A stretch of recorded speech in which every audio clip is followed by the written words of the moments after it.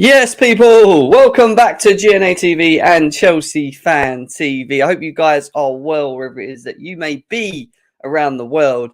We're here to talk about the 2-1 win for Chelsea against Dinamo Zagreb today. Individual performances. It wasn't so much about the result or the performance. It was more about talking and seeing certain individuals play and what we thought about them performances. And we're going to be talking about them performances today of certain personnel. We're going to do player ratings as well, obviously. Go through some tabs in regards to certain specific profile, specific players that played yesterday as well. Sorry, I couldn't get my words out. Do you know what I mean? But I hope you guys are all good. And yeah, it's a bit miserable in the UK at the moment. Very wet outside, very dull, very miserable. So many people are either working, watching me on their phone, watching me on their TV, or maybe not just working, just sitting in front of the TV, getting cozy. But do me a big favor, guys. Please make sure that you are smashing them likes. Let's get these likes up if we can, please. Subscribe if you're new to both GNA TV and Chelsea Fan TV as well. And before we move forward to this, let's cue that intro.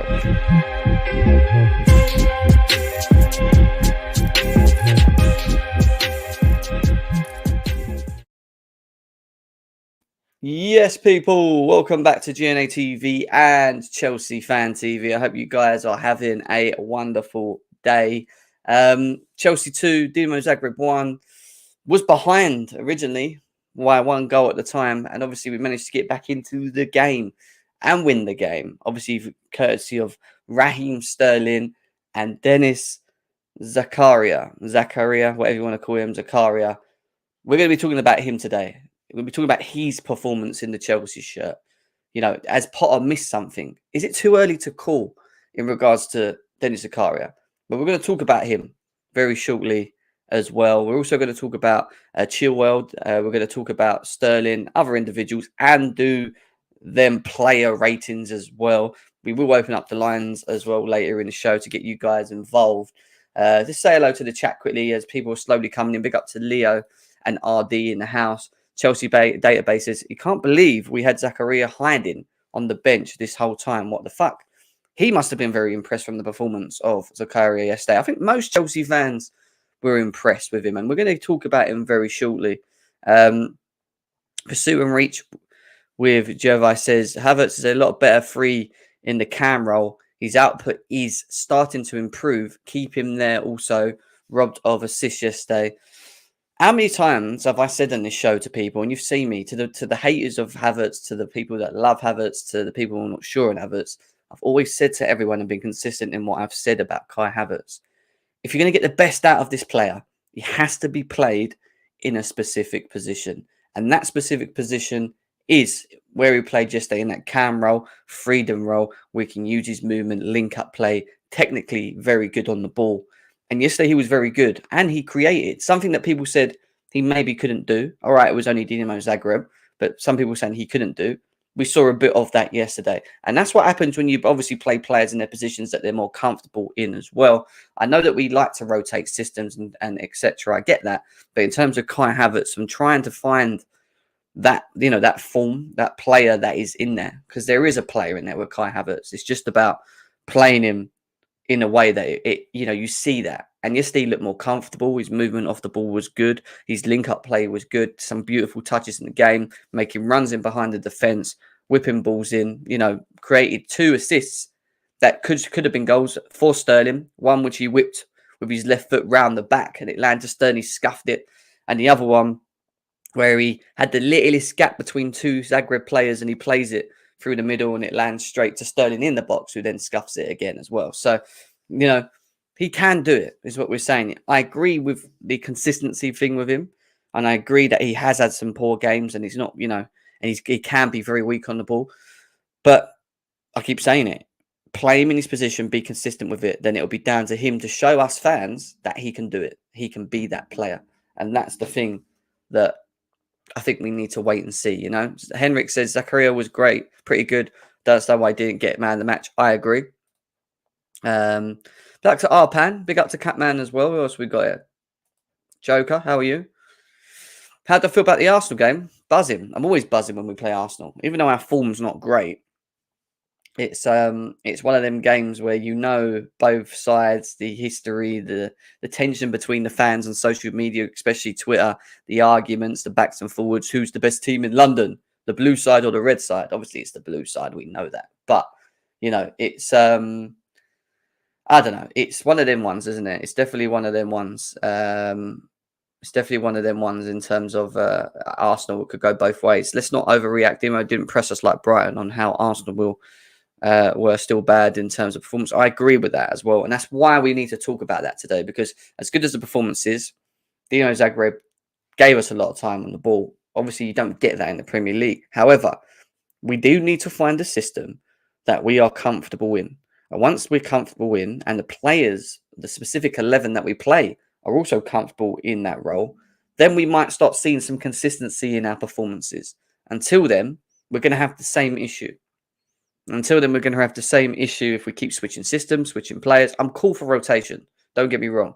But we do kind of need to find a system that works for the players that Potter believes are the best 11. That we have to do. And then from that, you want to try and then, bring players in off the bench to accommodate that system. The issue is, I keep saying it, there's too many players in the team that can only do one thing and not anything else, and that don't benefit all. It's a very chalk and cheese team in terms of squad, I feel. And I'm talking more about the forward line and how we set up and play. I think defensively we're fine in a 3 or a 4. The midfield's very limited, but obviously Zakaria has now given us, or Graham Potter, an option to be able to opt to use him, right? And that's the thing which will now give us a bit more depth there as well. Big up to Forward in the house. He will be joining me very soon as well. I'm going to drop him the link in a bit. He says big up to the people in the community. But yeah, please smash the likes. Over 75 of people in 6 minutes or 7 minutes in. 75 people. Big up to all of you guys that are here. Hope you're all well. Completely don't understand why we did not start a few youth players yesterday.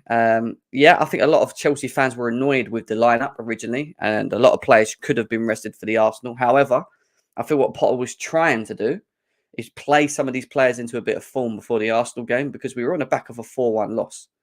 That's a big loss, man. That's a big L. So maybe no confidence in the players. We'll talk about Chilwell in a second. Lewis is in the chat. He says good performance, not sold by social distancing merchants, though. Do it on Sunday when it matters. He's always got to be negative, and he can't just be.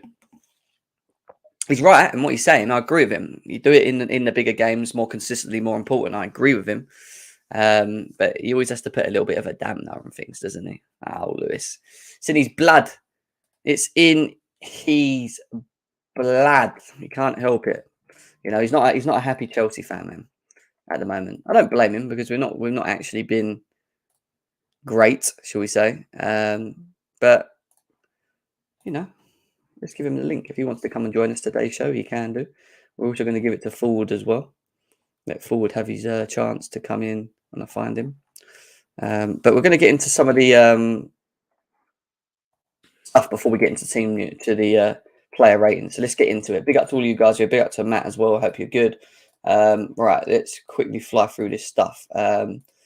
We are going to start with this one, which is just about Chelsea in overall. So in terms of Chelsea as a football club, they have now officially become the 6th club in the history to win 100 league games. 6th club. I don't even know who the other 6 are, but to be 6th in the Champions League, I'll take it all day. I'm pretty sure Arsenal are not in there. I'm pretty sure Spurs are not in there. Pretty sure Man City are not in there. I even know if Liverpool are in that 6. I'd like to know who the 6th club, who are the 5. Who are the 5 clubs, including Chelsea, that have officially won 100 plus league games? I could pretty much have a guess in terms of who they are. They'd probably be Barcelona. Up the Chelsea. Barcelona, Real Madrid, AC Milan. I don't know about Juventus. What do you reckon, Lewis? Yeah, what do you think the other 5 teams are, including Chelsea? Probably Bayern, Barca, and Barca, Real Madrid, AC Milan, Man United. Probably. Yeah, whoever's won the most Champions Leagues is probably in the top 5. Yeah. And then you got Chelsea as 6. So again, that's a good record, man. As a football club, we know Arsenal are not in there. We know Liverpool not in there. We know Man City are not in there. We know that Tottenham are not in there. Come on, man. Yeah, Up the I'm Chelsea. not too surprised when you deep it because we've only ever been knocked out of the group stage once. And every other time we've gone through, so that's at least 4 or 5 just straight on. Mate, I read a stat of us or something like, I think we've gone through in the last, 18 or 19 seasons, we've gone through like 18 of them. We've only not gone through one group stage. We've Yeah, always gone it's through only like 12, mad, 13, I think. Every yeah. other time we've gone through, and we usually go through as group winners. And people can't use the fact that we've had easy groups. You know yourself, Lewis. We've had some shitty groups. Yeah, they can't even say, "Oh, you've always had the easy," shit. It's all in the nature of whatever you draw in it. Like there was a period where we got fucking easy group stages year in year out, but who cares? City are born with easy group stages. You don't see them moan about it. So it all just depends on what you get. City have had it the most easies, and they still ain't won it. So there you go. Says it all. Exactly. Forward, big up to you to get Johnny on so we can have another chin. Oh, no. No, I want a relaxing one today, man. I want to talk about the players. I want to talk about it. Big up to Big Ron. Big up to Simon. Big up to Thomas. Big up to RD. Over 100 of you guys here. Nice to see every single one of you guys in. We are going to be doing the ratings soon. I want to just quickly fly through some just stuff that I always find on Twitter, like I always do. Chelsea was the best at crossing in the Champions League so far. 41 crosses completed, most in the competition. Chilwell completed the most crosses at Chelsea 11 and had the second best crossing accuracy, 57% for the players with more than 10 crossing attempts pinpoint. So that goes to show that our left side's pretty consistent. Did you know that? Yeah, like with Chilwell, the biggest question on him has been his decision making. Like that's a very positive stat from him. That's mad. I mean, we're sitting top in the group stage in terms of pinpoint crosses in the box. 35. Napoli was second with 34. And then it's weird because like Pizen and Copenhagen and Sevilla are all below that. And when you start looking no ways Victoria Pleasant on third. That's mad.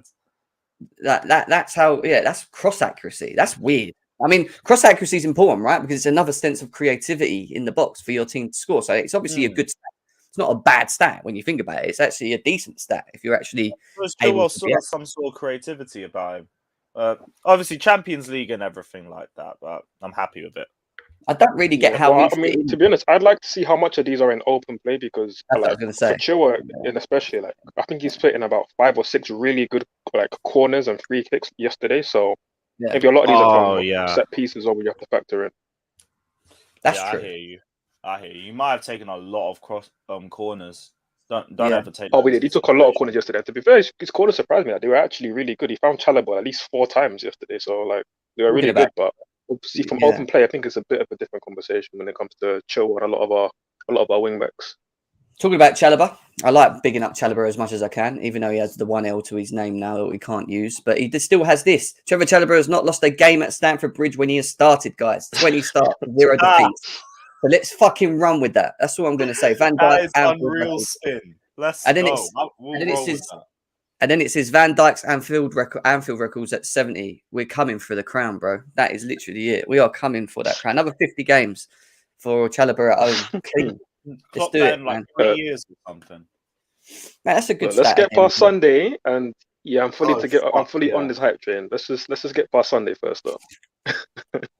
I agree. Well, let's jump on forwards hype train when we were talking last night, actually. And we want to talk about this guy because I'm backing you. You said he's better than Steven Gerrard. I'm backing that, mate, after what I saw yesterday. Zakaria, Dave, better than Gerrard. Cool. Let's go. Cool. I mean, listen, bro.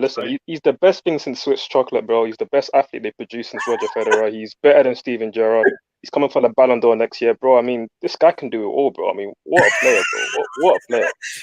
I love that. I mean, listen, it was Dinamo Zagreb. However, the guy, after, 70 minutes collapse where he had no minutes the whole season with what we've been told, not a serious injury. But in terms of his overall performances and numbers, he scores the goal, which, let's be serious, it's that conversation, Jorginho. They're probably not doing that in terms of placing the ball in the way that he did in the back of the net. That was quite impressive.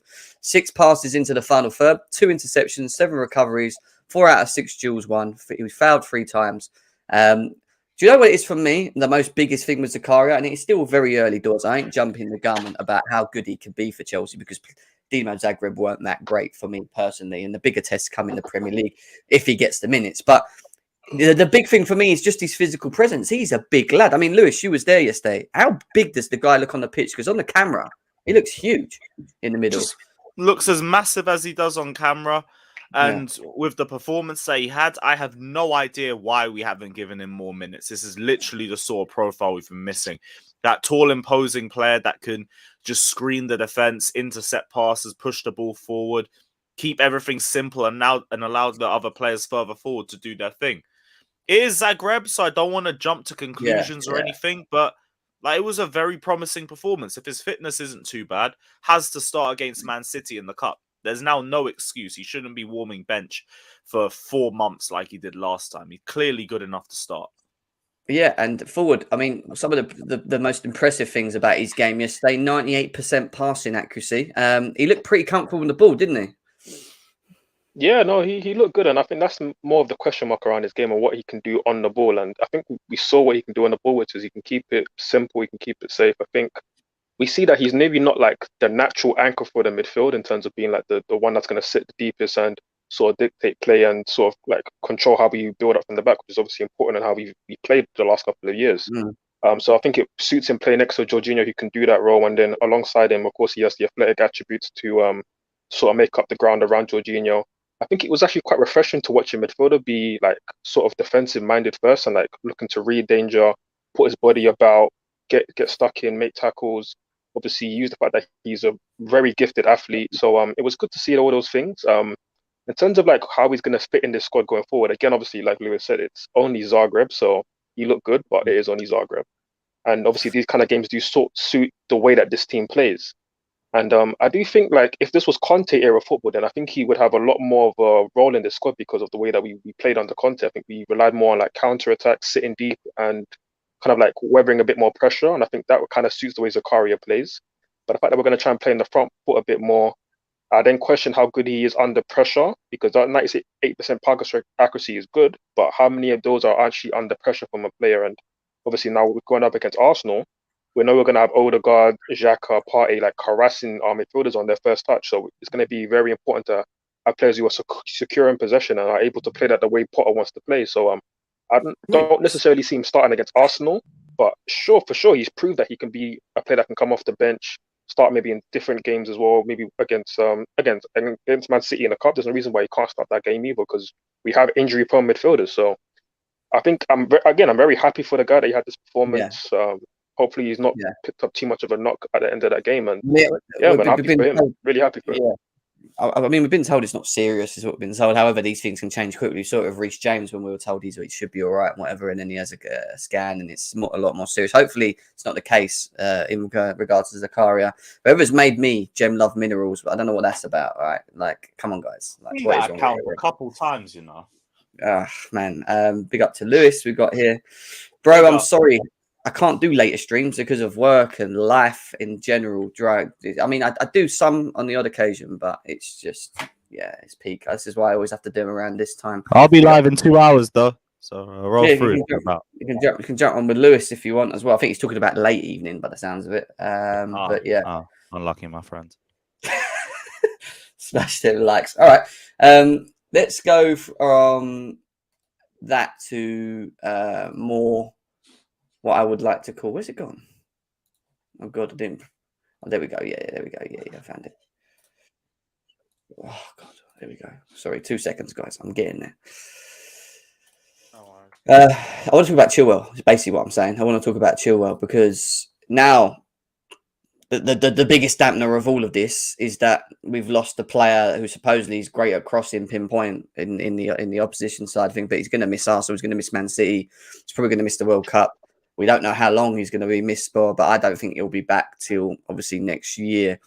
All right, we've got Cucurella, and obviously he can adapt in terms of playing in the back four or playing as a wing back, but it does limit us in that position again. So, I mean, Lewis, this is a big dampener, isn't it? Ben Chilwell out again. We don't know how long yet. What do we do? It's just throwing Chilwell onto the left now, or we're going to have to sadly drag Sterling back a few more yards back into wing back. Is what it is. Like, this was my issue with the lineup. Didn't have any problems with it in terms of 1 to 11, but in terms of games that we had coming up, this was the most pointless fixture out of the 4.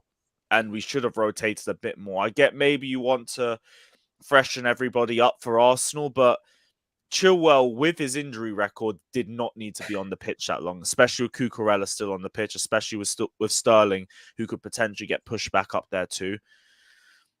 It was a risk. Like, I'm not going to say Potter was too stupid for it, because I get what he was trying to do, but with the fixtures that we have coming up, we should have rotated a lot more. Genuinely, if we had lost this game, I wouldn't have given a shit. There's tougher games coming up. This game doesn't mean a thing. I understand we had to rotate, but like, bro, we got tougher games. We got much tougher games, and this could be a really big blow to us, because now we're going to have to stretch Cucurella out for the next 4 matches. And that left-hand side is going to be an even bigger worry for us. So, like, we can only speculate, but I had my reservations about the lineup, and this is why. No, I agree. I mean, forward, I'm assuming you hear what Lewis says as well. This is a big loss for us, right? Especially in a position where we thought we had a bit of depth, but this is always going to happen, right? Especially from a player that's been out for so long and come back in and is being played. I thought he should have been taken off. I don't know why Cucurella didn't come on anyway, in my opinion, but what's your thoughts on it? Yeah, another soft tissue injury. I mean, it's concerning the amount that we're getting in the squad. Very concerning. And pretty much at the exact same time as last year that he obviously got injured along with Reece James. We had a bunch of midfield injuries. It's kind of repeating itself. Obviously, very concerning. It was the one area that we have like expensive depth that we invested in the summer. Now that's kind of gone, and we have to rely on Cucurella, which I'm happy with. Again, he's not in great form, but I think Cucurella is up to the job. For me, I think we should be going with a 4-3-3 like we did yesterday, and I think we'll talk about the formation a bit more later. But yeah, disappointing, man. Obviously, it sucks for him to get another injury like this, and possibly miss the World Cup. We'll just have to see how he bounces back from it, because it wasn't like, I feel like it's taken away a lot from his game, the injury that he suffered last year. I don't think he's as dynamic as he was, as intense as he was before, which is a big part of his game. But so we're just gonna have to wait and see how he recovers. But again, this is why we're a big club. This is why you invest so much money in the squad, and now it's for Cucurella to step up, and for the team just to make do without him. Yeah, I just think, again, I thought Potter should have just took him off, in my opinion. You know, we know that he's not fully 100%. I actually thought he was quite poor in the first half. Obviously, we're going to do the player ratings in a bit, but I just felt he looked very lethargic, slow. And the second half, he looked so much better. He was getting up and down the pitch. He looked more productive. He was being creative. He was sometimes the furthest player forward on that side. And like, I could just see, like, and that sounds bad, but I could just see something like this happening with Chilwell, him playing a full game, and then bang, he's gone, and it's happened. And I just felt like with Cucurella there, surely we should have a bit better rotation for that, just so that he can bide his time, get back into the swing of things. And, you know, like, I don't know, it's just another big setback in terms of Chilwell, and frustrating. But we do have a good replacement, i.e. like in Cucurella, but which we don't have in terms of Reece James, or, you know what I mean? So it's one of them things of where we're kind of like fortunate to have Cucurella at this point now for these moments, but it just means he's going to be playing a lot of minutes. That's all, you know, in my opinion. There's a lineup: Mendy, Azpilicueta, Chalobah, Koulibaly, Sterling, Zakaria, Jorginho, Chilwell, Mount, Aubameyang, Havertz. I mean, when you saw that lineup, Lewis, so there was a lot of like people annoyed on Twitter as soon as they saw it, because it was like, why is there so many first team starters? You know, Aubameyang, Mount, Havertz, Jorginho. You could argue maybe Chalobah in many ways. Do you feel Potter just could have maybe done a bit more with what he had, like Ziyech's on the bench, Brower's on the bench? You thought they may have started. Maybe even Gallagher could have come in today. Like, would you have not?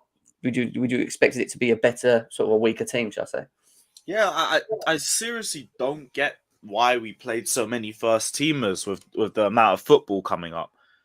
Doesn't make sense to me. Like, Broja could have started, Ziyech, Pulisic. That could have just been the front three in general.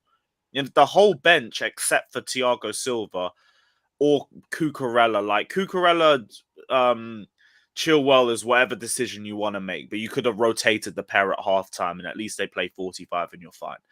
Everybody else on that bench, give or take Mendy, because like, I understand Mendy starting. Yeah, all should have been starting. Gallagher, Ruben, Pulisic, Ziyech, Broja, all of them. Like, I don't understand. Maybe for a confidence building performance, but even then, like, we only won 2-1. It's not like we battered them or anything. Maybe we dominated possession and everything, but that's not the sort of performance I would have said is confidence building. It's just standard. You face Zagreb, you beat Zagreb, you move on. So like, I don't get it. It was a pointless lineup. Pointless. Yeah, I mean, forward, quick. What's your thoughts on the lineup when you first saw it? Was you slightly a bit annoyed at the fact that we didn't see a Brower and some others maybe in the team? Yeah, I was definitely annoyed we didn't see Broya. I feel like again, this is a game that he should be starting absolutely. But I'm like, I do get where Lewis is coming from for sure. Like again, this is a dead rubber. We've had a lot of fixtures. We've still got another 4 before the World Cup in quick succession, so it's been a good time to rest players. But like I kind of do see what Potter was trying to do. Like I think he was kind of using this as a dress rehearsal for Arsenal, so playing a lot of the players who were going to start that game, while also again bedding in guys like Zakaria, Koulibaly just back from an injury. So I think it's kind of a mixture of both. And again, we have to bear in mind that we're not really in great form, not just performance-wise, but also results. We're 3 without a win in the league. Like some of the performances in Europe haven't been the best. Second off against Salzburg wasn't great. So like I can see that Potter wanted to sort of get these players out in this formation and try and get confidence back up, because Sterling had gone quite a few without a goal. Aubameyang's now 6 without a goal. Kai Havertz has only just got back into form, so he wants to keep him in the scoring sheet. Same with Mason Mount. So I feel like because we have so many attacking players just out of form, I feel like Potter saw this as an opportunity to maybe get 4 or 5 goals, get players kind of in a better mood, obviously heading into a big game against Arsenal. So it didn't really quite work out like that. Plus, he obviously picked up a big injury, so it kind of leaves a bit of a bad taste in the mouth. But it's just one of them. Like I wouldn't have minded seeing like just a few more youngsters on the bench to just kind of like let them come on as well, because like I think Zagreb had 12 players on the bench. We only had, I think, 8. Like it didn't really make sense not filling out the squad a bit more and like having extra bodies there just to kind of ease the load on players who have played a lot recently. And get guys like Chilwell, Jorginho, Mount. Like these guys have started a lot of games recently. So yeah, it was a bit strange decision from Potter, but I do kind of understand in terms of wanting to build confidence, but it just didn't really work out like that. See, I understand the confidence thing, but like it's a similar lineup to the one we played against Salzburg, and we had the same sort of confidence building performance in that game, and then we just got battered by Brighton. So like I just don't get it, because like we've been in this position the same time last week and it didn't really do anything. I feel now we just stretched our players for another 90 minutes for literally no reason. I'm in between the two, in between both of you. Like I agree with what Forward said, because I actually think like the only reason part of these players played was just on the back of such a heavy loss to Brighton, and I think he's looking at Arsenal and going, right, I need to play these guys into a bit of form. That makes a lot of sense in that instance. But at the same time, on the flip of it, it's like, did you really need to play Aubameyang, Mount, and Sterling? Do you know what I mean? Or at the same time, could you have not just thrown the Brower in and maybe added the Pulisic there and maybe played Aubameyang and Mount, but then played Sterling? How long have we spent screaming for Pulisic to get regulars? This is the easiest game you could. Brozier as well. Ziyech, I understand. Like he basically ain't a Chelsea player no more. It is what Pulisic played the last game, but he started. He would have been better in this system rather than what we saw at Brighton, where he probably playing where Sterling was playing in the game, or maybe even where Aubameyang was playing off the left. I found it very weird the way when I look at the way that we played yesterday from a tactical point. You look at how Aubameyang and Sterling were like the wider. They were the forward two, but they were all sort of wider. They were never close to each other. And then it was just obviously Kai Havertz sort of playing through the middle of that and being like in it was like a diamond, right? Like it was like the diamond that we used against Man United. Like it was like Havertz kind of as like the false 9 in a sense, but really dropping in as a 10, and then you had split strikers in Aubameyang and Sterling, and then kind of a 3-man midfielder. Don Mason Mount was pushing on a lot more, which you can do against Zagreb because they're not really coming out to play. So like it's interesting because if we use that against Arsenal, like it's very interesting to see how that works. But obviously Arsenal will pen us back a lot more, and then Mount won't be as advanced. So it'll be interesting to see how that pans out. I don't think we can play the 4 against Arsenal, in my opinion. I just think when you look at their front three and how intense they are in terms of like pressing and stuff like that, unless it can work. It's just I'm not too sure. It depends on Graham Potter and the specific individuals that he picks. And I always say this about Chelsea because we're always left in the dark and have been for a while. You never know what until you see the team lineup. You don't know what to expect. You don't know how confident to be or not, or what. It's just one of them things. So if he goes to the back 4 and he sticks with this, let's say for example, I think there could be joy. I think the only problem you've got is I think Chalobah, Koulibaly, and Silva would all play. if that makes sense. But you can't do that in a 4. It has to be in a 3. But then you play, I think he'll do a 3 at the back with Cucurella and probably Aspie, in my opinion, and then play Kovacic if he's fit with Jorginho, and then it will be the usual 3 up front. But I prefer to see a 4 at some point. I'm just not sure if it would work against Arsenal. However, you have to test these things, right, against the better teams and try it. So yesterday would have been a great time to test it, but didn't. Yeah, we tested something, but just not exactly what I would have done. Obviously, we'll get onto like the lineups that we want for Arsenal later, but yeah, just not an ideal night at the office. I will just say, like, Man City were in a similar position to us yesterday, and they rotated a lot of players, and I feel like maybe they have that luxury a bit more because they're in good form. They can test out new things. Obviously, they let Alvarez start because he wanted to get him in the goals, and he got a goal yesterday, which is good for him. And I guess that's what Pot was trying to do with the likes of Sterling and Aubameyang. So it is what it is. Just a heads up for tomorrow. I've got an Arsenal. We've got the Arsenal preview tomorrow. Actually, it's Friday, isn't it? Yeah, so that will be around 1 o'clock. But Igao is coming. That's what I'm going to say. Igao is coming. He messaged me yesterday. I might roll through. So yeah, roll on to that one. There might be one other Arsenal fan as well. That will be joining us as well. You can probably see him a lot on Twitter as well. We'll see. But yeah, moving on. Super chat from Frosted Myth says, big up everyone. Zaki needs to be partnering with the Croatian Zidane. Good question, and we'll probably throw it to the guys before we go on to the player ratings. Do you want to see Zakaria play in the position that Jorginho played with someone a bit more progressive in front of him, like a Kovacic, or did you like the way that he was sort of playing yesterday, which was more box to box? What would you do with him? Play him together, because it was still Zagreb. Everything I'm saying, like, I will throw that disclaimer out there. But the pair of them look so good together. Zakaria breaking up play, using the size to his advantage, pushing the ball forward. Jorginho has a lot more freedom as a result of that. I saw a lot more forward passing from him. I did, because I'm lucky not to get an assist at certain points. Both of them were brilliant, and the pair of them complemented each other. If anything, I'm playing them as a 3 with Kovacic. Oh, wow. Okay. What are you saying? Forward? You're doing the same? Would you play Zakaria deeper? Do you think we could test that? Or do you think Jorginho and him looks all right with him a bit more forward, like in the Kovacic role? I've always said of someone like Zakaria, he needs to play with somebody like a Jorginho, because again, for all of Jorginho's critics, which I am one of them, he is our only natural, like, deep lying midfielder who's able to, like, build from the back in the way that we want to play. Again, we're not a counter-attacking team, we're a possession-based team. So Zakaria can't be the base of that midfield trying to do that job. It's just not what he's done at Mönchengladbach. It's not what he's done at Juventus, even though he's had a lot of injuries there. And he's not what he's going to do here. So he would need to play alongside a Jorginho, and I thought the partnership worked well. So yeah, he would need to play with a Jorginho. And then for me, I've always said we can go for 3-man midfield. So I would have liked to have seen Jorginho, Kovacic, Ruben more. And I think I would actually like to start that against Arsenal. But against Man City, maybe even against Newcastle, there's no reason why Zakaria can't start if you have a Jorginho next to him. Yeah. Is Lewis looking forward to Derby Day? I think we all are, aren't we? And to be honest, is what Noah's asked. He's an dwelling bastards on Sunday. Hey, listen, I'm not looking forward to it, man. I can't lie. I'm not. I'm just building myself into confidence. I refuse to go into that game shook. Fuck off. Yeah, we can't.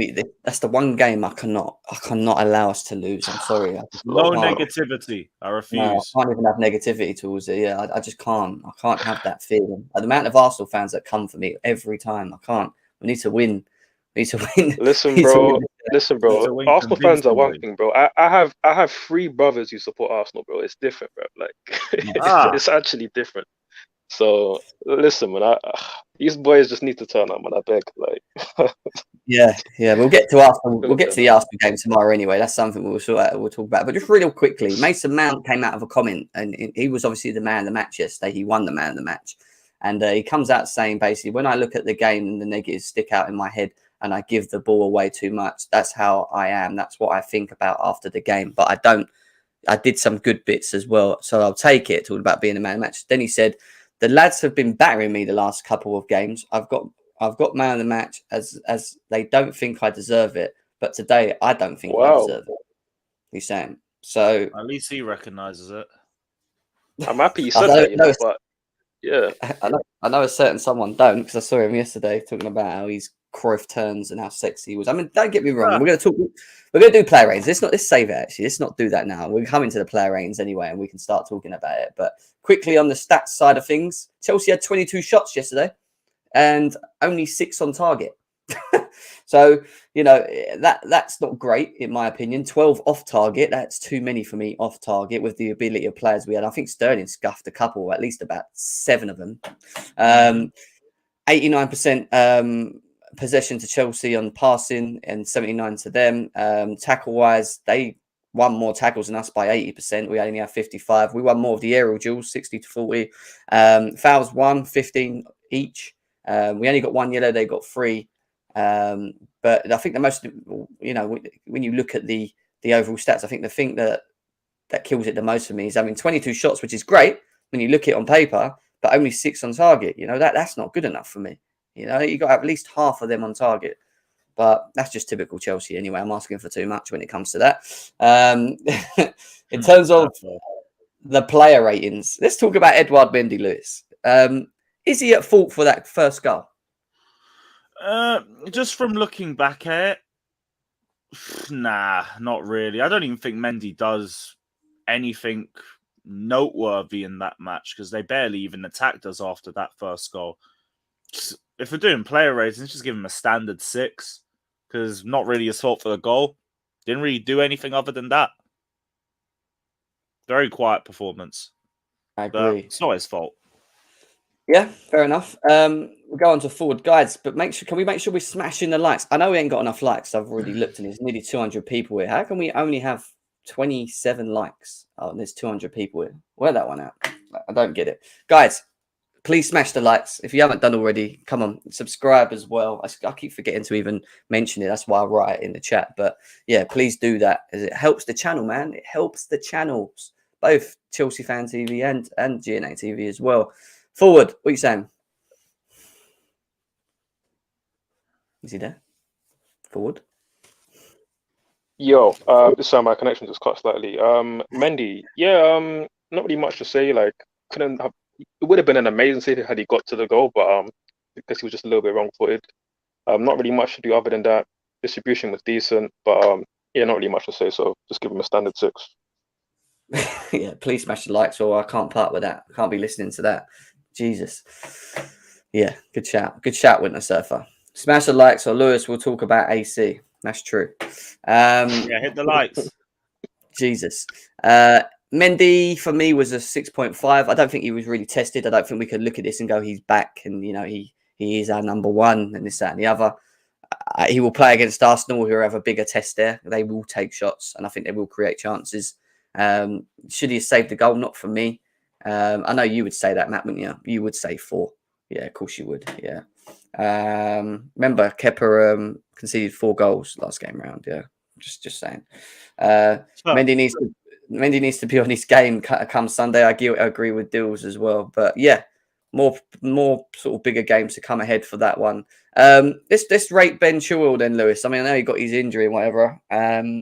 What was his overall performance like for you? A bit slow to defend the cross for that opening goal. It was a bit more solid after that. Thought he made some nice little overlapping runs, especially in the second half. Like, I thought he did really well in the final third. And yeah, then the injury just kind of derailed his performance. But other than that, I thought he was decent. I would have given him about 7, 7.5, something around that. Fair enough. Forward? Yeah, I'm not going to be so kind if I'm honest. Again, it sucks that he got the injury. I thought his set pieces were really good. I feel like that was a big positive. Setting at least 5 or 6 really good ones, even the open play free kick as well. Thiago Silva could have had even the brace from it. From them, Chalobah got onto a lot of those set pieces. But I think in open play, again, like, first half was very slow, very ponderous, not really offering anything offensively. Second half, he did make some good runs and get into great areas. But again, like, his decision-making in the final third just wasn't good enough. Like, there was one time when he shot from, like, a very acute angle and hit the side netting when he could have caught it back. Another one where he almost found Aubameyang, but I feel like a player of his level, again, £50 million wing-back, should be finding Aubameyang there. And again, I just feel like in general play, he's not progressing the ball forward enough. I say all the time with Chilwell that he will always take the safest option on the ball. And I don't know if that was because of the injury that he's just naturally trying to play his way back into confidence, and now he's just kind of got used to playing this safe football. And obviously, is a kind of like a patriarch of the way that this team plays in general. But I just don't feel like Chilwell offers us enough progressiveness on that left side of the pitch. So I personally would have given him a 5. Just feel like I want to see more from Chilwell, and I'm not seeing that. And again, obviously now he's got the injury, so I obviously feel bad for him. But we're just not seeing the player that we saw pre-injury. Yeah, I agree. I think he's just been in and out all season in terms of his form. I don't think he's there. He wasn't fully there. I think the second half was better. The first half, I thought he was poor, in my opinion. I don't think he moved the ball well enough. Very slow. Yeah, but the second half was better. Don't get me wrong. I'd probably say a 5.5 for me, for him. But yeah, obviously he got the injury, what dampens it. We still want him in the team. I just don't feel like he's fully there. Building Ben Chilwell. When I watch his performance, I don't feel that he's that player yet. Still, from what we saw before he got his injury last season. But yeah, we just have to see and assess and see what happens with his injury once we get a heads up on it. But Koulibaly came back and he got minutes. Obviously, he's been out for a while. He picked up another yellow card with a bit of a reckless challenge. But other than that, pretty calm, I would say. I mean, Lewis, what do you think of Koulibaly? Bit sloppy in some phases. Kind of got forced into some fouls, especially in the first half.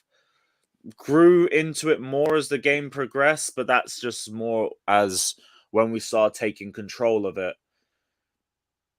6.5, 7, around there. Yeah, I agree. I would probably agree with you about 6.5 on that. I think, again, I like Koulibaly. I know some people were a bit skeptical of him and he can be rash, and I get that, but I think he's, it's just a start. He's just, exactly. And maybe came well. It maybe just deserves a bit of time to bed in as well. I think people forget, as good as and experienced as he is, maybe he just needs a bit of time to adapt and stuff as well. I think he's done okay since he's come in my opinion. We haven't lost, in my eyes, other than the Leeds game, many games because of him. Forward, what are you saying? Yeah, I think he looked like a player who just come back from injury. I think with the first goal, I wouldn't say it was a big mistake, but he kind of misjudged it. Again, the ball goes over his head. Obviously, we'll get onto Azpilicueta later, but as the ball comes back, he decided to go back onto the line, which left his man free, and Petkovic got the header and scored. So it was just one of those ones. But I think in general play, like, he was just okay, not great. But overall, I'm happy with the signing. I think alongside Cucurella, those were the two signings that I was really happy with in the summer.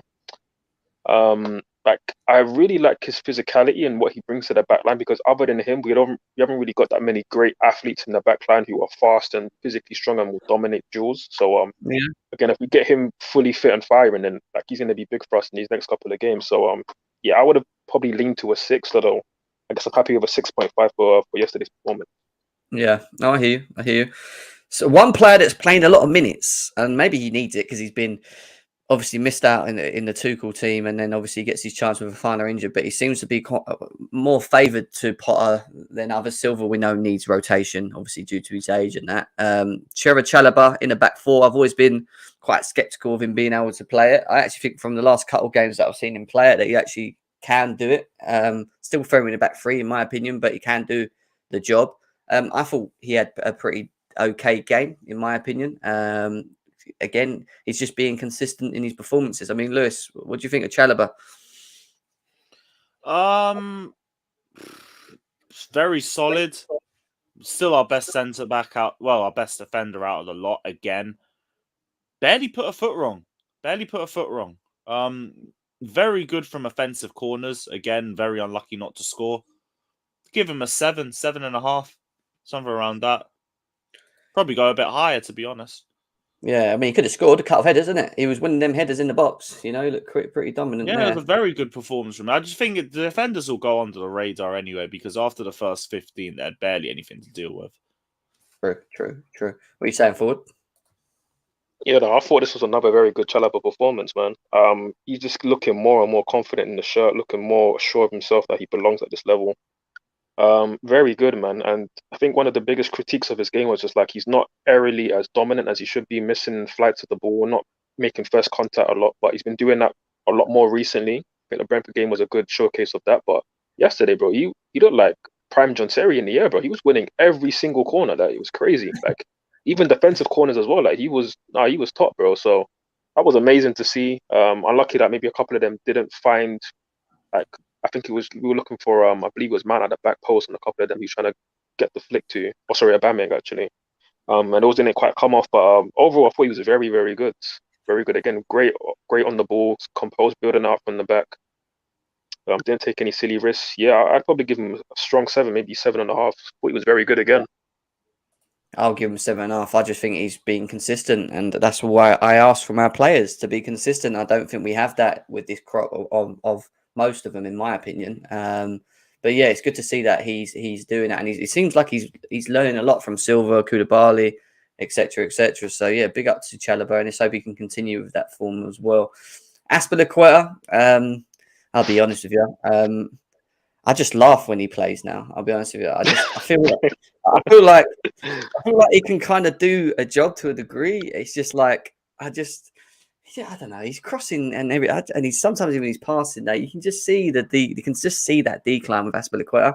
However, he's still okay to have because he gives you an option into them type of games. I don't know. I just laugh when I watch him because every time he bombs forward, I know it's not going anywhere. You know, he's not. You know, he's not going to do something amazing with the ball. Again, he wasn't bad yesterday, but he wasn't great. He was just average. So for me, probably 5.5. I mean, Lewis Azpilicueta, the legend. Yeah, just about that. Like, didn't do well for the first goal. Still got beaten a good amount of times, even when we were dominating position. What? Did that first goal hit him in the side of the head and then go back into the? It did, didn't it? I swear it hit him. Yeah, I need to rewatch it, but like, he should have done a lot better with the defense. That's a 5. That's a 4, actually. That's a 4. Actually, right. He wasn't great, but he was barely tested, so he looks a lot better as a result of it. But he still wasn't good. I'd say, 5. What I'm going to say is, can you imagine back 4 Azpilicueta against Martinelli on Sunday? Oh, I'm going to be sick. Forward. Well, I mean, just on that point, Jem, like that's why I can't start him on Sunday, bro. Like, you can't start that game. Listen, club legend, and all of that, and obviously he had a good game against Wolves. Like when he last started, I think that was his last start, or certainly last start at right back. But yeah, bro, yesterday was not good. It was not good. Offensively, he doesn't offer a lot. When he did get into those areas to cut it back, he didn't find his man enough. Again, he's very stiff, and there's like those situations where you just see a man turn from him and then he's just not catching him. And again, this is what you expect from a 47-year-old right back, bro. Like, his best years are well past him, and it's a shame that we're having to rely on him. And we've got to thank our good friend Tuchel for forcing him to sign a contract, even though he wanted to leave. And instead, obviously, we could have gotten maybe like a Kyle Walker-Peters to play as our backup right back, and now we're stuck with Azpilicueta. And yeah, it's annoying. Obviously, for the goal, it was mainly on him that we conceded that he wasn't strong enough at the back post, winning the header, and then they headed it into a dangerous area. So yeah, I mean, I was gonna give him a 5 out of respect, but then again, I did give Azpilicueta so I gave Chilwell a 5, so I'm gonna have to give him a 4. And yeah, the comment earlier that about Chalobah right back, that was the point I was gonna make. I think for me, Martinelli's got the most dribbles in the league this season. He's in great form for Arsenal. We need somebody defensively strong who can deal with him. And for me, I put Chalobah there, and that's what I would have liked to have seen Trout in the last 20 minutes yesterday when Thiago Silva came up. Because look, Thiago Silva's back. Yeah. Obviously, sorry, not Thiago Silva's here. Obviously, he's been here the last few weeks. Koulibaly's back. Those are 2 main centre backs. Obviously, with a foreigner out. Like, for me, they should both play if you want to be solid against Arsenal. But for me, Chalobah is the most informed of all of them. So I would start the 3 of them. And I wouldn't start a back 5 because I don't want to give up the midfield like we did against United in the first 30 minutes because we got dominated. So for me, I would start Chalobah as a right back. And again, offensively, he's going to offer more than Azpilicueta, let's be real. And defensively, he's a good athlete, strong in aerial duels. And we're seeing it with Arsenal playing Ben White as a right back and Tomiyasu as a left back. You can play big guys there. It's not an issue. Like, you can do that and give them the defensive responsibility to pocket these wingers. And I think if you do that, you have a better chance of winning. So I'd 100% start Chalobah as a right back. Chalobah right back. Are we hearing that? I haven't seen him play there personally. I mean, he does it as a. He spoke about it. Yeah, I mean, he's got the pace. We know he can defend. I think he'd be better up against Martinelli, and it allows us to play the 4. Silva and Koulibaly in the middle, him on the right, Cucurella on the left in his natural position. What you could do with that system, which could work, is you know that he's not going to do much going forward, even though he can go forward, and we know his passing ability is pretty decent as well. You could push let Cucurella be the guy that goes up and down, and then you kind of go into a free. But obviously, then your two midfielders have to be aware of that side. Do you know what I mean? So in terms of covering, so that you don't get pulled apart. So I reckon there's a way that we defending a 4-1 and attacking a free. Like we've done that. I'm saying done that defending a 4, Salzburg, attacking a free. Let Cucurella be the guy that goes up and down, and just have Chalobah, Silva, and Koulibaly in a free. But then when we're defending, back into a 4. That's what I would do. Yeah. I'd just go for it. At least then we get the extra offensive player on the pitch, right? In Mount or Havertz and Sterling and Aubameyang all playing together up the pitch. It gives us more in terms of creativity. Maybe. We'll see. We'll have to see what happens. But I definitely don't want to see Cesar Azpilicueta in that position. Let's move into the midfield. And let's start with Jorginho. That's the last time you're ever going to hear me sing his name like that. Why? I knew you'd say that. Why? He's a fellow Chelsea player. Yeah, well, we know you love him, all right? Calm down, Mr. J5 lover. I love all my players. No, you don't. You don't love Havertz. So let's not do that. Yeah, I do. Oh, you do that? Yeah, we'll get to Havertz in a bit. Anyway. Why are you laughing, man? Because you don't. Anyway, we move. Listen, this is coming from me. I would probably say it's one of J5's best performances that I've seen in a while yesterday. He actually moved the ball quick. And not only did he move the ball quick, he was progressive with his passing and he was direct. And I like that. I like that. Him and Zakaria looked okay in the middle together. It seems like it could work, in my opinion. But in terms of him on the ball, we know he's good with the ball and he can control the game and recycle, as we know. But it's how effective can he be with the ball in the offensive side? How quick can we transition with a Jorginho in the team? And yesterday, you saw him further up the pitch, moving the ball quickly. Quick, gets the ball, looks up, forward. And he's doing it with a bit of pace behind it as well, which is surprising because he's got skinny legs, hasn't he? But, it's good to see. So for me, it's Jorginho was easily an 8 for me yesterday. Easily an 8 for me. Go on, Lewis. Yeah, agree. I thought we saw forward passing from him for the first time in ages. Unlucky not to get an assist. Broke up a good amount of attacks. Brilliant performance. Him and, like we were saying earlier, him and Zakaria looked really good together. Really good. So, yeah, I'd go 8 as well. I'd go about an 8. Him or Zakaria should have won man of the match for me, if I'm being honest. An Arsenal fan in the chat saying you can see Aubameyang hat-trick incoming already. Big up to you. I hope so, mate. I hope so, mate. I hope he just scores. Answer the door, Jim. It's so loud, isn't it? I mean, the doorbell's next to my ear and I'm upstairs. But yeah, it's fine. I ain't got to go today.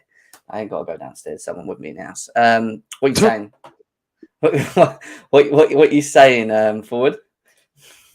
Yeah, look, listen, I echo all your guys' thoughts about Jorginho yesterday, man. I thought he was class. Again, obviously helped having Zakaria next to him, which like the closest thing we have to Kante. And allowed him to really play his game.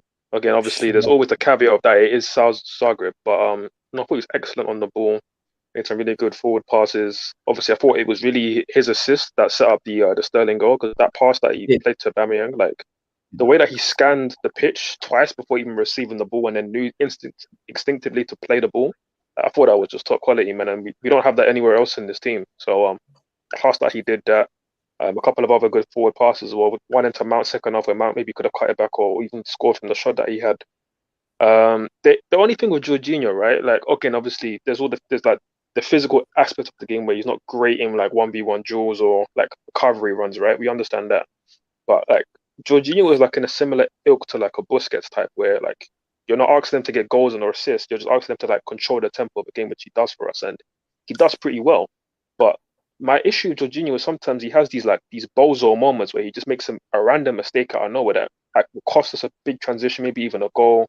And like in the first half, like there was one instance where we just conceded, so we're like trying to get our foothold back in the game, and he steps on the ball and then just misplaces his second touch, and then we're instantly getting counted on in straight away by Zagreb. And it wasn't, if not for Zakaria making a great challenge, then maybe they would have had a shot on goal. And like those situations, like I just don't like the fact that Jorginho will give up those type of mistakes in games. Like it's very infuriating. And in that instance, I think Koulibaly picked up an injury, and like obviously he ended up playing the rest of the game. But imagine Koulibaly gets injured, then that's all coming from a Jorginho mistake that he shouldn't have been making. So, but like in general, he needs to cut those things out. But again, obviously that one mishap aside, I thought he was pretty much faultless the entire game. So yeah, I'll give him an 8. Again, he's important to this team. He's going to be important on Sunday. So yeah, hopefully he performs again like that. But again, it was only Zagreb, so we'll have to see. We will have to see. I've got so many blimmin', what's it called in the chats at the moment? I'm having to keep blocking them. Yeah, we move. Let's go on to who I felt between him and actually Jorginho, in my opinion, for man of the match. But Zakaria, I mean, what a debut. Gets his goal. Again, I don't feel like Jorginho and Kovacic would have placed it as well as he did in terms of finishing it. It was a good finish. But what impressed me the most with Zakaria was his distribution. Comfortable on the ball, picks the ball up, and he's always looking forward. And he done a nice little bendy pass all the way over to, I think it was Sterling when we was on the break. And, he always looks forward and he's got pace. He done a great tackle, which nearly led to Koulibaly getting injured, actually, where he's sprinting back. There's a massive gap in midfield and he wins the ball. And, and we get away with it. Usually with Jorginho or whoever's there, they ain't making that. And he just has that presence, and I love that sort of big presence, quick. It's just about seeing whether he can do it in the Premier League, be a bit more consistent in himself and show us that he can actually be utilised. Something that we actually miss in midfield is that presence. Zakaria could be, hopefully, this short-term, say short-term, but maybe even a long-term answer for us with someone else, if he can be consistent and find his form. But there's no doubt about the ability on the ball. He's very big. He seems comfortable with the ball at most times. For me, he was a strong 8.5 in this game. Could even give him a 9 if you wanted to. I just thought it was a very good overall performance from a player that had a point to prove. He scores his goal. He looks over to Graham Potter as well. It's going to be interesting to see if Potter actually utilises him properly for me. But Lewis, what's your thoughts on him? I said earlier, even though it is Zagreb, brilliant performance. I thought he linked up really well with Jorginho. Was very progressive in his play. Good interceptions. Couldn't have asked for much more for him. Really couldn't have asked for much more. It's a dream debut. Just unlucky with the injury. But he has to start the Man City Cup game. We've spoken enough about how much we're stretching our midfield. The fact that this guy's literally been on our bench and we've ignored him is actually a bit infuriating when I think about it. But better late than never, I guess. Better late than never. Well, Felix on Twitter said that Graham Potter and Denis Zakaria in the dressing room at half-time. I owe you an apology. I wasn't really familiar with your game, is supposedly what was said. That was Graham Potter's excuse. If it's true or not, we don't know, but supposedly he has some connections in the team, in the Chelsea squad or whatever. But anyway, forward, what are you saying about Zakaria?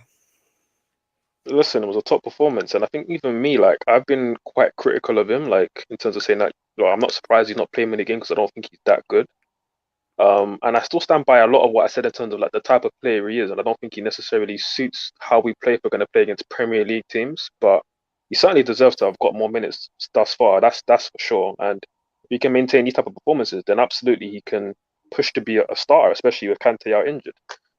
Offers a type of robust physicality that we just miss in the midfield generally, even with Kante, because as good as Kante is at winning the ball back and using his body well to get in between the opposition and the ball, he is still 5'6".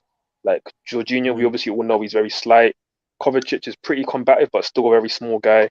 Then we obviously have Ruben, who's 6'3", but we all know he doesn't really put his body about like that. You know what I mean? So he's not really a physical beast in that sense. But Zakaria is 6'3", but he puts himself about, he makes you know that he's on the pitch with him. And it was good to see him really assert his dominance in that sense on the pitch. So and even before the game, the fact that he went out to all the players, high-fiving them, kind of G'ing himself up as well as the teammates. I kind of like that demeanor from him as well early in the game, and he obviously showed that on the pitch. So Papi performed well, irrespective of the goal. I thought that was just really an icing on the cake. Obviously great for his confidence. So 8.5, a top performance, and we should be seeing a lot more of him before the World Cup. Weird, because I'm actually sitting and watching a clip of someone's put some comp of his debut, and you should watch it. It's on Twitter actually, but I've retweeted it already on mine, so you'll see it. But you actually don't realise how many good passes he makes, how many times he breaks the play up, how easy he pushes people off the ball as well. Like he's actually quite impressive. I just hope that we can see that more consistently in the Premier League. So let's see what happens at a later stage. Just move on to Mason Mount, the man of the match. Maybe not for everyone, but his overall performance. This is where it starts getting a bit tasty. I'll be honest with you. I thought Mason Mount had a good game. I don't think he had a bad game. I know people would look at the stats and say, well, the stats don't say that he had a great game. But when you look at what he did on the pitch and his link up plays, move off the ball, he's passing forward, it was just, for me, it was just a typical Mason Mount performance, barring that he didn't put an assist in or, score a goal. However, I wouldn't say he was man of the match, in my opinion. But it was better to see him get about, because when he does play well and he's in the team, we do look better. There's no two ways about it. When he's on the pitch and he's actually playing, we do look better when Mason Mount's actually, getting the ball, receiving the ball, more involved, and doing his thing. So for me, I would probably give him probably a 7, in my opinion, in the performance. But I know some people feel different for what they saw yesterday, and they look at stats only rather using the eye test, when I think eye test and stats 50, for me 50, are 50. Yeah, fair. Yeah, this is the thing, and people run off with stats and go, but look at the stats, he didn't do anything. That's not true. That's why I look at the stats, and I agree that they're important, but at the same time, you've got to understand that eye test is as important as well visually. So I mean, Lewis, what was your thoughts on him? Yeah, I thought he was all right. Like, thought his movement was good, nice little turns and quick play. He was all right. There's just nothing really outstanding. I really don't know how he won man of the match, but he was good. No. Give him a 7, and yeah, just keep it moving. Like, I don't think he stood out or anything, but he was all right. What are you saying, Forward? Well, first of all, it's nice to talk about Mount without having his good friend Johnny interrupting us every 5 seconds. But no, listen, man. Like, the thing with Mount, right? So it's clear that he's like the talisman of the team, pretty much. Like, most of what we do goes through him, and like he's like our marquee player in a sense, which isn't like, because again, I'm someone who actually likes Mount, but it's a little bit annoying that I have to see us as an attack not really have like a star attacker, and that we're kind of like forcing it through Mount, which I think in some ways elevates his game, but in other ways also takes away from it as well. Like, having to kind of force everything through him. But that being said, again, obviously it was a good performance. I did like the fact that we started with a 3-man midfield, and he kind of did initially kind of play like as a right centre mid, although because of the dynamic of the game and Zagreb being camped back for so much, I think Mount kind of naturally went into his bag, which is kind of like making runs off the ball, ending up very high like in the attacks. So it'll be interesting to see if we use the same formation against Arsenal, and to see how disciplined he would be against them, because obviously it's a different ball game completely. But yeah, no, he had a good game. He obviously had a good assist.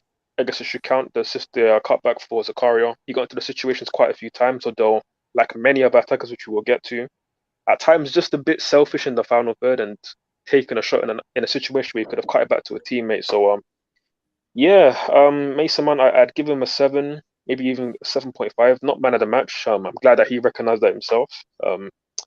But yeah, again, with all of these players, it's all well and good turning up against Zagreb. Like, Arsenal, we need to turn up again. I'm going to say it now, in case I forget, but all of the big games, all of the big 6 games this season, the home team has won every single one, but 2. Barring 2, and those 2 are us home against Tottenham, where we did perform well, but we bottled it and we threw that game away. And then Man United, where we were pretty poor for most of the game, and we got a gift of a goal in the last minute, and then we ended up throwing it away in extra time. So now we got a 3rd game at home again. So bearing in mind that second half of the season, a lot of our big 6 games are going to be away from home. Like, we need to be banking points now. So yeah, man, a lot of these big players need to turn up for us. They got to turn up. So yeah, I agree. And we are going to be doing the Arsenal preview, guys, tomorrow and that. So make sure you're around. Igal will join us. I'm sure Lewis, Forward, if they want to join, they can join. Maybe one other Arsenal fan joining us as well. Maybe 2, actually, thinking about it, because someone else messaged me. So yeah, it'll be a good show tomorrow. We'll be going back and forward on that one. let's go to Raheem Sterling. I'm going to be honest with you guys, and I'm just going to say it as it is, right? He's been under Potter, and I'm just looking specifically under Potter up to this point. I feel like Potter's just trying to find a position where he feels he can just get that Raheem Sterling from Man City, where it kind of works and he's comfortable, and we're starting to see him be effective. There's no doubts that he's got the talent and he can score goals, and he did score yesterday. And barring it was a good finish as well with his left foot, great goal. You know, I do think that he would probably benefit more from a 4 than a 3, just purely because I don't think Potter sees him like. I don't think Potter plays him in the right position. Like, I think he looks at him as coming out wide and then being direct in with his pace, rather than playing him as one of the 3 of the forward line. And I don't think he's being utilised in the right way. However, as much as I feel like he's been out of position and whatever else, and you know you could use that as an excuse, I still feel that he's very wasteful in front of goal. Like he isn't a clinical finisher. He scores goals. Don't get me wrong. You look at his stats. He's the first highest forward to score goals in from a winger standpoint in Premier League history. So yeah, good. But then you have to take into context why. And obviously, when you look at the Man City teams that he's played in the past and the creativity within that team and how much they create probably per game, you can probably see why a Raheem Sterling find himself in the right spaces and having enough chances puts them away. You know, he went through one patch, I remember at Man City, where he was just scoring for fun and he was clinical, but he's never been that sort of consistently clinical player. I'm starting to see like him. Like, I think he'll score goals for Chelsea. I do. I think he will contribute. I think he will get double digits. I think he will do that to a degree. I just don't think he's what some fans think he is in terms of how many goals he should be scoring. And when I look at it, I just think it's a mix of the system and how we are at the moment, the lack of specific profile players, because he isn't enough. I don't think he's enough. I've been telling people that. And the more that we find better players, maybe more dribblers, more creators behind in the deep line that can play him in and use his speed and be direct, I think you'll see more success from him. But at the moment, I've just not been overly pleased with him. But I kind of expected it, you know, because I kind of expected him to have this sort of moment in a way. And that sounds stupid because all of our forwards have this moment. And it doesn't matter what forward you put in there. If the chemistry isn't right, yeah, or there's not enough creativity from behind or even through themselves or chemistry between them, you're going to have this problem. I just maybe expect a little bit more, especially when he finds himself in positions like he did yesterday, where he's in front of goal and, you know, he just a bit more composure from a player that scored so many goals, you know, and is Premier League proven. I don't know. I'm just not overly impressed with him at the moment, but at the same time, I don't want to be highly critical of him because I kind of know why it's not working in a way. It's just Potter's trying to find how to get the best of him. Yesterday, he was okay. He scored a goal, but he was okay, and that was it. And I was quite frustrated with him in moments throughout, especially the first half. 6, maybe 6.5, 6 at a max for me. I mean, Lewis, what's your thoughts on the whole Sterling thing? He was good. Nice to see him score again. Could have scored an easier chance straight after that. I think we put him in the right position and we looked a lot better as a result of it. Just needs to keep building on it, but it was a good performance. I'd give him a 7.5, something around there. You understand what I'm saying, though, when I speak about Sterling, though? Do you get why I feel that he isn't like the Sterling at Man City from what we're seeing at the moment? But I think my thing with Sterling has been a case of like, we're relying on Sterling for way too much, and Sterling's also put way too much responsibility on his own shoulders. He came in because he wanted to be the main man, but he ain't the main man. Sterling is at his best not when there's a team built around him, but when he's part of a team surrounded by better players and he helps supplement them and feeds off them. The problem is he's come in on main man wages. He's our highest earner and he commands that sort of responsibility. So I always think he's aiming a lot higher than what his ceiling really is. But it doesn't mean that he isn't a quality player and he can't be a quality part of the squad. I agree. I just maybe expect him to be better in certain, like in moments. That's all. In moments where you show your ability. Yeah, you know, like just in moments where you show your ability, you show us what you're about, and not always be the game changer, but but at least you can see it, you know, and you get that visual. I just don't feel like I've seen enough of that, barring what we've said about the creativity in the system, which we know is all transitional in my opinion. But forward, what's your thoughts? Yeah, I mean, well, regarding yesterday, like going into the stream, I would have given him a 4. Like I thought he was just poor outside of the goal, like missed chances, couple sloppy touches. I'm thinking again, a guy of your caliber should not be looking like Timo Werner on the ball at times. Like it shouldn't be happening. But to be fair, while I've been doing the stream with you guys, I've been watching the game on rewinds in the background, and like I did notice that obviously off the ball, like he was making some good runs, pressing quite well. A couple of situations where he's actually played some good free balls in behind. I think the one that actually set up the Zakaria goal. And like I thought that's kind of like some of the like that's kind of like the coaching that comes from being in the Man City side, where they rely a lot on free balls in behind and then those cutbacks. And that was kind of like a Man City goal, the way that we scored from our second goal. So I think he was a little bit better on rewatch. But again, to echo the thoughts of Lewis, man, like he's just a guy of, it's like, so I think Dale said it earlier in the chat, right? Like he's not a creator, he's a shooter, which I understand. But at the same time, we've signed a guy who's not a creator, and he's supposedly a shooter, and his numbers suggest he's a shooter, but we all know that he's not clinical. So we've got a guy that we signed on big boy money, that we signed on for a pretty decent amount, 50 million, nothing to be sniffed at, and he's not addressing any of the key areas that I highlighted last season, and the fact that we haven't got a natural 1v1 dribbler, we haven't got a great goal scorer, and we haven't got anybody who's like a great final third passer, like an elite creative player like a De Bruyne. We haven't got anybody even close to that level.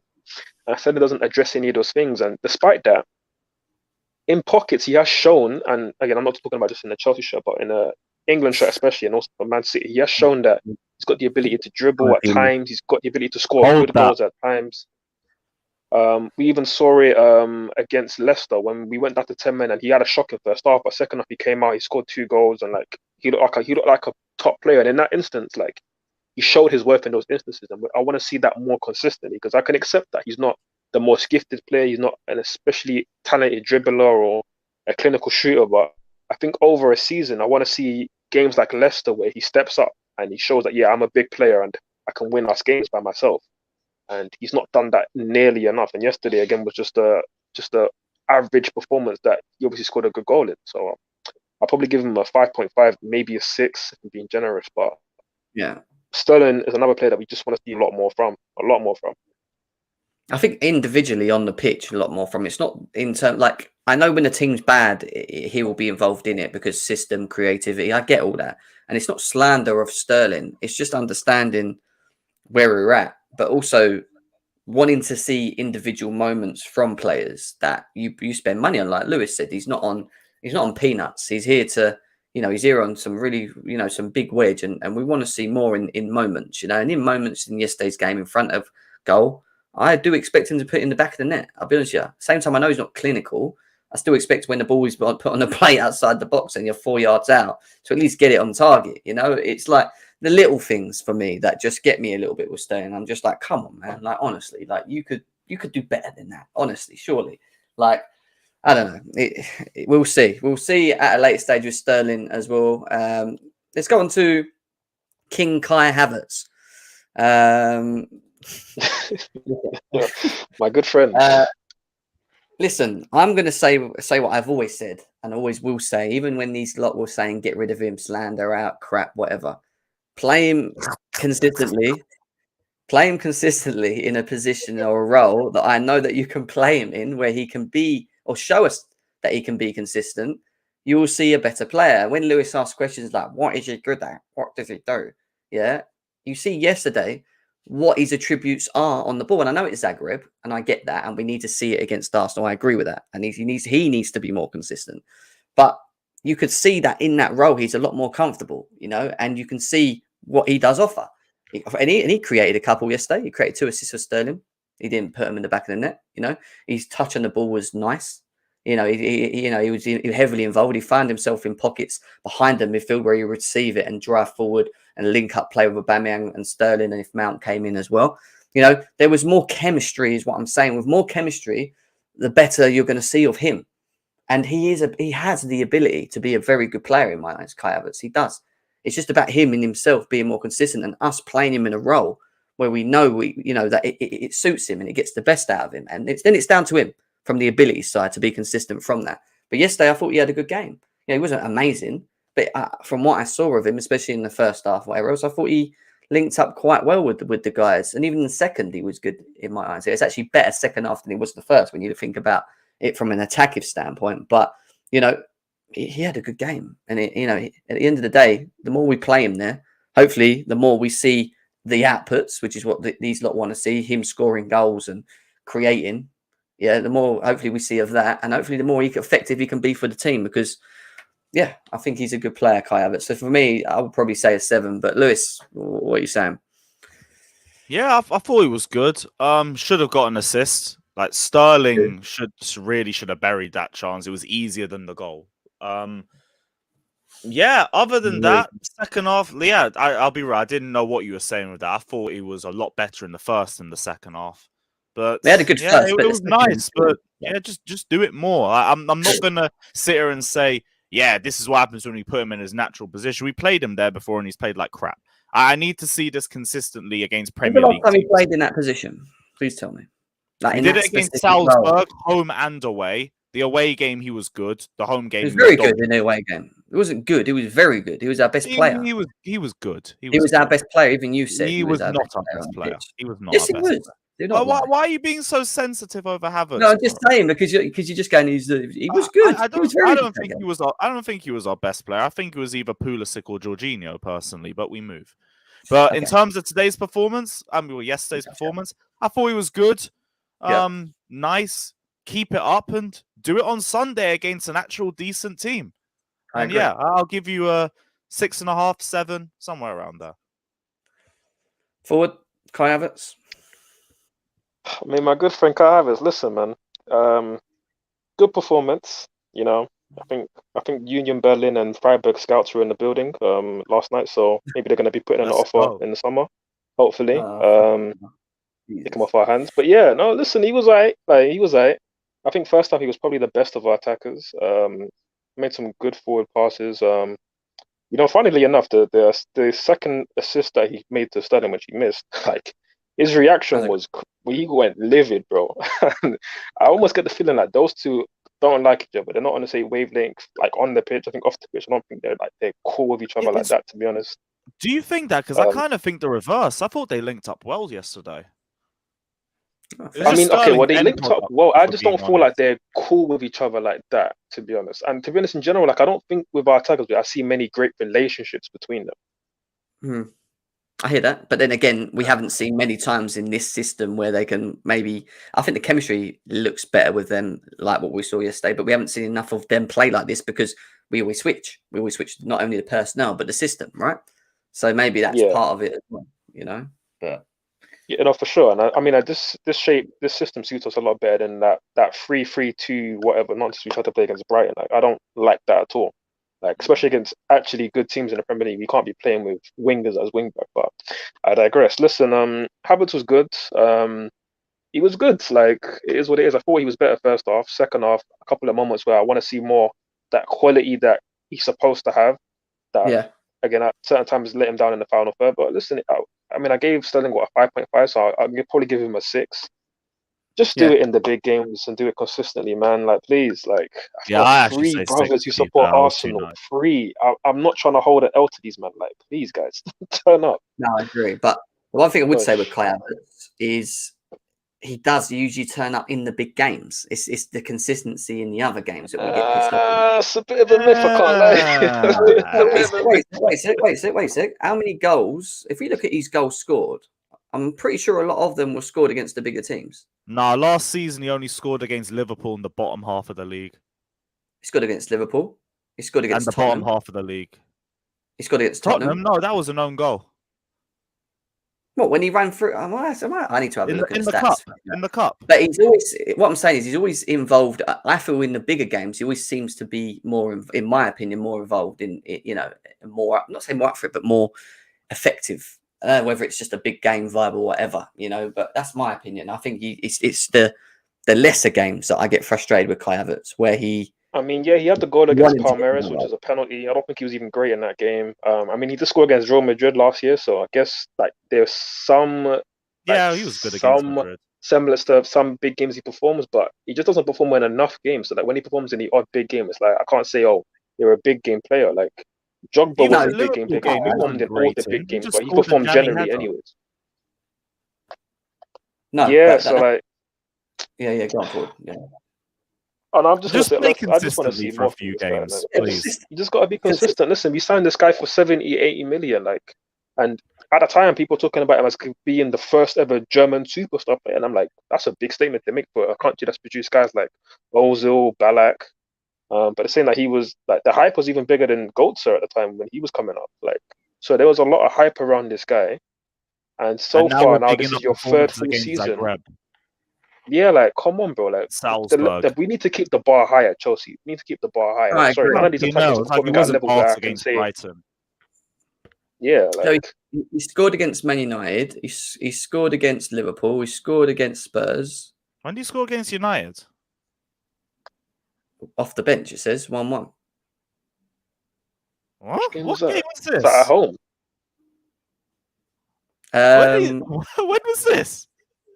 1 second, I might be reading this wrong. 2 seconds. You sure you're not looking at Jorginho or something? No, I'm looking at Havertz. I'm looking at transfer market in the Premier League. He did not score. Listen, Havertz stank the place out against United last season. Let's not forget that.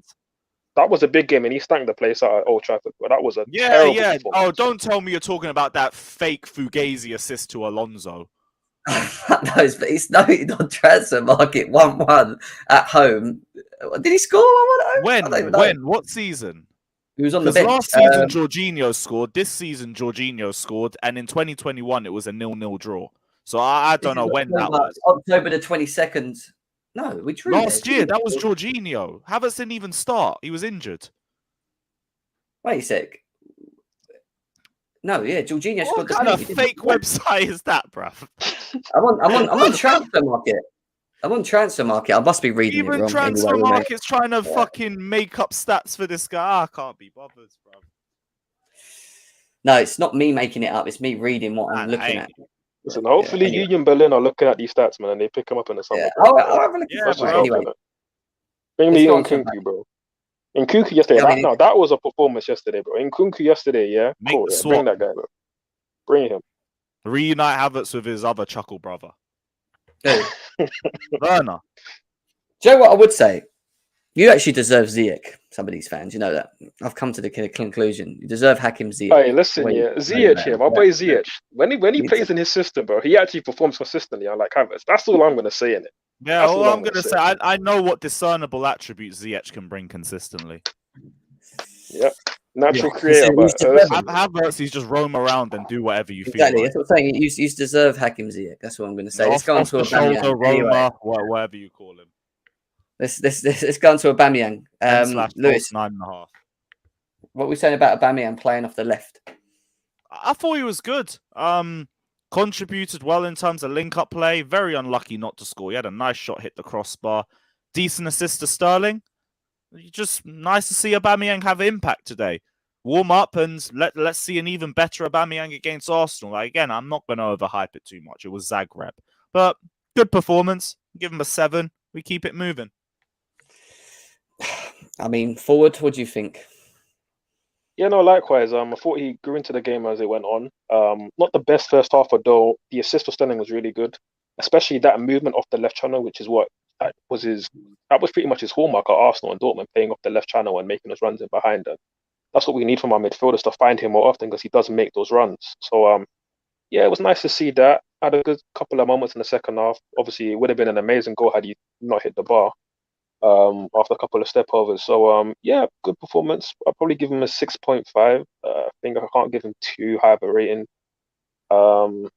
Maybe even a 6 since I gave Havertz a 6, I think, as well. So but yeah, like with all of these guys, just turn up against Arsenal, and especially for you, that's your former team. You had some things to say about Arteta and his his choir boys, as he put it, that or he needs to do with like the little boys so he can manage these players. Well, these little boys are top of the table right now, man, performing better without you. So as a man with your pride and your ego, you should be thinking, I need to send out a statement so that, you know what, I can still score goals at the top level, and I can still do it in this country and prove a point. So hopefully he does that on Sunday because we need it. We need it. Yeah. No, Aubameyang for me, I don't know. Again, I expect maybe a bit more from him, but then again, he hit the bar, didn't he, yesterday? I don't know. How do you? I mean, he can play off the left. We saw him do it for Arsenal, and it works. Whether we'll be more consistent with his system, we have to wait and see. But you need to get him. You need to create for him, and you need to, make as much chances for him to be effective, in my opinion. Like for Aubameyang to actually work for Chelsea. Like I don't expect him to be like he can link up play and whatever. He hasn't got the speed as much anymore. You can see it in his legs. But yeah, not a bad performance yesterday from him. I'll probably just say we've got a Chilwell update here, everyone's saying. I'll probably give him a 6 or a 6.5. Ben Chilwell in a World Cup heartbreak with England start out after hamstring pops and misses most of the season for Chelsea. That's what I said there. That sounds awful, but it is the Sun sport, so the greatest sort. So I'm not taking that. Yeah, I'm waiting for that. Yeah, I mean it is the Sun. I'm trying to see if there's anyone else that's Mitchy boys, Zagreb is crap. Hold that. Support your players. What's going on here? They're talking about. I was just saying they weren't a crap team. They're a crap team. They finished bottom of the group. They are a crap team. Like, what are we talking about, bruv? Tuchel got sacked for losing to these lot. Let's say they ain't a good team. Are we talking about? Listen, I'll support these players when you start winning big games, bruv. Like I said, we're the only big do your job and you'll get supported. Game at home, so don't act like we're gonna baby overpriced players. Listen, do your job, bruv. You should always support your football club. That's the first thing. And the players, unfortunately, even if you don't think they're that great that are playing, you just got to hope that they perform, and you still got to back them as much as you may not like. Hope that they perform, and I back the club over the players every day of the week. If you're backing the club, you're backing the players because the players are playing for your club. So I'm backing the club and the players that help push my club to the highest possible so you back your players position possible. Exactly. So you back your players. That's it. Yeah. That's the ones that play well. I read that transfer market so wrong. So that bit that I was reading about Kai Havertz was his appearances.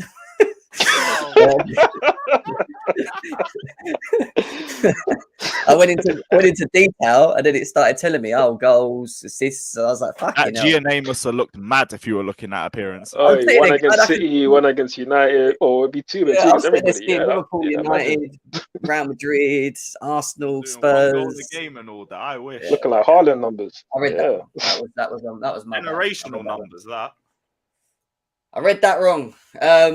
Let's move from him. Who came on? Broa, wasn't it? Should we quick talk about Broa? I mean, he should have got more minutes, shouldn't he, really? I mean, there's not much to really say other than that he... You guys, I got to bounce anyway. I got to record video. Yeah. Look, see you later, mate. Take care. Big up. Yeah, take care, bro, man. Broa should have started forward, right? Yeah, 100% should have started. Would have been a perfect game to test him against a low block. Like, we're going to pay quite a bit in the Premier League. But yeah, so disappointing. When he came on, a couple of you can just see he's a bit raw as a player, and I feel like that's why he needs to get more minutes in general. But you do also see that how much of an athlete he is. Like, again, I just watched the game back, and in the final minutes, one of his bursts, literally took out two players, got to the edge of the box, got in the box, but then didn't find the final pass. But you just see that he's such an amazing athlete, and I feel like we need more of that in this team, which is full of players who aren't the most physically blessed. So yeah, this one he didn't get more minutes. I agree. About Ruben when he came on as well. He came on for Zakaria. Do you see the difference between the two players on the pitch? Should you think Ruben would still be picked over Zakaria on this basis? I think if either, I don't think either will start. Again on Sunday, I want Ruben to start. I think Ruben and Zakaria are very different players, similar bodies, but very different players. Yeah, not really much to say on Ruben other than he had one opportunity to shoot edge of the box and he didn't take it. And that's the one thing about Ruben that kind of frustrates me. And I guess it's similar in a sense with Chilwell, that these players who have had big injuries, you just naturally see that their confidence isn't all the way there to do certain things. And let's say over Mount is fearless. Even though he's a bit experienced now, he's not just a teenager on the scene. He still plays not like a kid, but he still plays with that kind of enthusiasm and fearlessness where he will try things, even if they're a little bit outlandish, he will always go for it. Whereas with Ruben, he's a little bit more timid at times, and only when he needs to use his athleticism or burst into areas or dribble. It's almost like if he's forced to pressure, then he will do it, and then he showed that ability. But I want to see that more from him. But there's people saying that bum cheek and all this nonsense saying that he shouldn't start. Listen, he's been one of our best. He's been probably our most consistent midfielder this season by virtue of being fit more than most. But he's been good this season. He wasn't great against United, granted. Everybody was poor against Brighton, fair enough. But I think in this system, if you play him as an 8, I think he does very well. I think you see a lot of his best attributes. So yeah, man, I feel like this fan base is quite harsh on Ruben. If he was a new signing, people would be a lot more forgiving of some of the things that he doesn't bring, because what he does bring is a lot to this team. He brings a lot to this team. Just reading this Chilwell update, it says it's sent off for scans, but there is a suspicion he may have torn his hamstring muscle, which is more serious than a routine pull. Obviously, shock. So basically, they don't know anything. They're just making up bullshit. Yeah, that we knew that anyway. We're just waiting to know if it's a tear or a pull. It looks like for me it was a tear, to be honest. He looked in a lot of pain on the floor. But yeah, man, big up to my boy Devin in the house. What we saying? Ruben's clap cheeks is not a good player, is what Matt Zevio is saying as well. But yeah, I mean, Graham Potter, you know, he gets the win. We respond back after the Brighton game with a win. I was going to open the lines, but I have to shoot, guys. I've got to go out. I've left it well late. I didn't know it would take this long. I was only trying to do an hour and a half. So I will open up the show for you guys tomorrow when we do the Arsenal. We have got a Galnat starting. And then obviously after like 45 minutes, I'll get you in and we can all talk about Chelsea Arsenal, which will be the preview tomorrow for the big game on the weekend. Forward, big up to you, my man. Any last words? Just a win Sunday. Just a win Sunday. But no, pleasure to come on the show as always, bro. Yeah, man. We're gonna have to get through this period. 4 games till a World Cup. I think because of our injuries, I think it's probably a good thing that the World Cup is in the winter now, so we can get guys like Reece James, obviously Chilwell, Kante, get them at least closer to being fully fit on the other side of the World Cup. So yeah, man. We'll see how it goes with Chelsea these next 4 games. I want to be positive, and that is just it's difficult for me when I have such high expectations with the club. Obviously, Jem, you know, like a few years ago, we were generally one of the best teams in Europe, winning league titles, competing consistently in the Champions League. So it's difficult for me now when I look at our team and I don't see elite players in many areas of the pitch. Obviously, Thiago Silva, to a degree, yes, although he's 38. Kante, but he's injured. So it's difficult for me. But listen, these players need to earn our trust, and they do that by winning big games. And there's no bigger game than Arsenal. We're top of the league. London derby at home on a Sunday afternoon. Go and win that game. Go win back the trust of this fan base and cement ourselves in this top 4 battle. 100%, 100%. And guys, like I said, tomorrow we have got that big preview. Make sure you're here for 1 o'clock. We have got some Arsenal fans coming on as well. It'll be a debate between Chelsea versus Arsenal. We'll be going through some talks about past games, the current form as well. I ain't going to do a mixed 11. We could do, but I ain't going to do it. But yeah, big up to every single one of you guys. And enjoy the rest of your day. We'll be back tomorrow. Smash the likes. Get these likes up. Subscribe to the channels as well, man. Both GNA TV and Chelsea Fan TV as well. And you will see our faces again tomorrow. Up the Chelsea. And big up to Zakaria for the winning goal as well. Peace out, guys. Take care.